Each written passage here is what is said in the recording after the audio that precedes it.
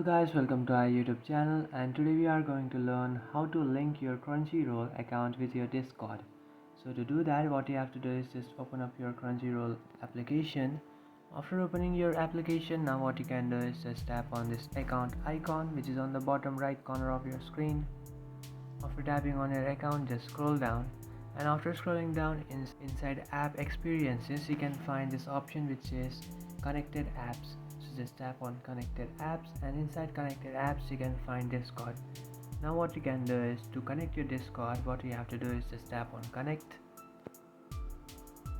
and by tapping on connect it will take you to your Discord. And now what you have to do is just tap on authorize,